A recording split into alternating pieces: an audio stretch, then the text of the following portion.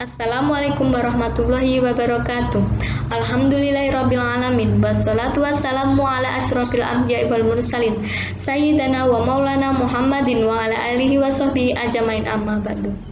Pertama-tama, marilah kita memanjatkan rasa syukur kita kepada Allah Subhanahu wa taala yang telah melimpahkan rahmat, taufik dan hidayahnya kepada kita semua, sehingga kita dapat bertemu di tempat yang berbahagia ini dalam rangka memperingati Maulid Nabi Muhammad SAW. Selanjutnya, sholawat dan salam kita haturkan kepada Nabi akhir zaman Nabi Muhammad SAW. Hadirin yang saya muliakan, bulan Rabiul Awal adalah bulan yang bersejarah dalam kehidupan manusia. Karena pada tanggal 12 Rabiul Awal atau disebut dengan tahun gajah, telah dilahirkan seorang pemimpin umat manusia yang merupakan rahmat bagi alam semesta.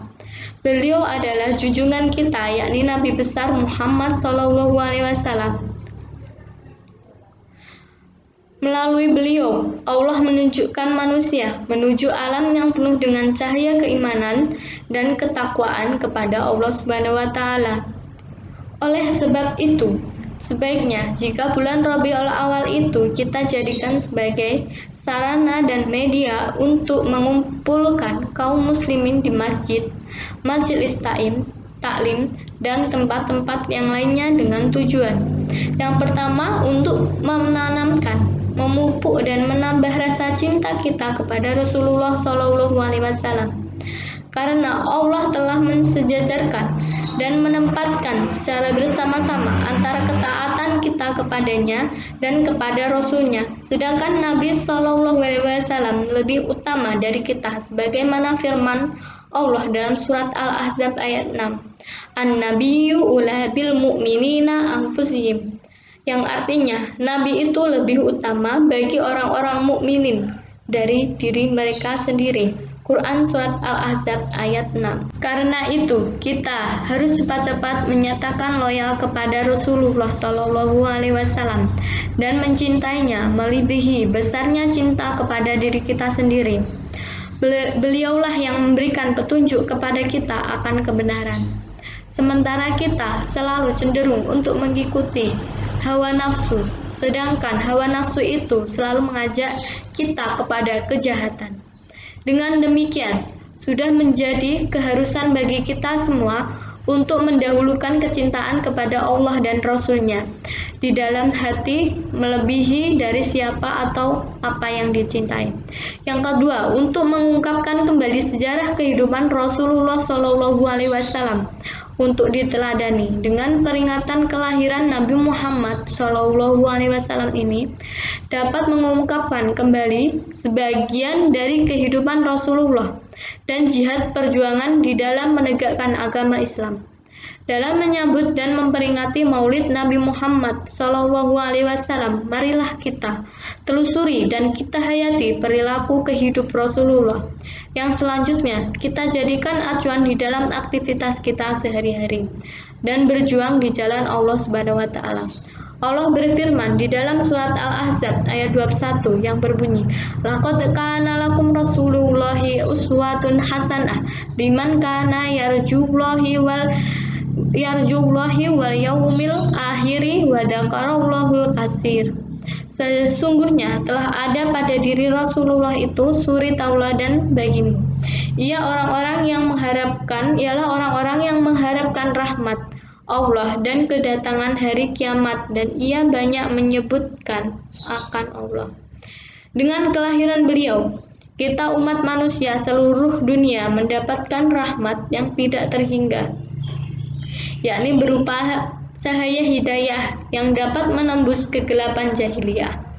Bila dibandingkan dengan keadaan dunia sesudah beliau di atas sebagai Nabi dan Rasul, ada 3 perubahan yang sangat penting, yaitu yang pertama, perubahan bidang sosial. Pada zaman jahiliyah terjadi ketidakadilan di dalam masyarakat. Pada saat itu sangat menonjol sekali perbedaan ras, perbedaan kelas, yakni kelas majikan atau kelas tuan dan kelas budak. Kemudian Rasulullah SAW datang dan mengubah segala ketidakadilan tersebut. Beliau berdakwah kepada mereka bahwa manusia tidak ada bedanya antara satu sama lain. Manusia mempunyai kedudukan yang sama di hadapan Allah. Jika ada perbedaan, maka hal itu hanya diukur dari tingkat ketakwaan seseorang kepada Allah. Yang kedua, perubahan di bidang akidah. Sebelum Nabi Muhammad SAW diutus sebagai Nabi dan Rasul, bangsa Arab pada saat itu adalah penyembah berhala, patung dan lainnya yang dianggap mempunyai kelebihan dan kekuatan. Kemudian Nabi Muhammad SAW datang menghancurkan kepercayaan itu dan menyadarkan manusia bahwa patung-patung tersebut hanyalah benda mati yang tidak bisa memberikan manfaat kepada penyembahnya. Yang ketiga, perubahan di bidang kenegaraan dan politik. Pada masa jahiliyah sangat sulit mencari kebenaran dan keadilan.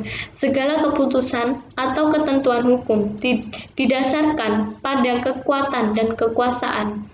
Yang kuat dan yang berkuasa akan menindas yang lemah. Begitulah Rasulullah SAW datang. Maka diubahlah semuanya itu dengan demokrasi, keadilan, dan kebersamaan serta kebebasan berpendapat.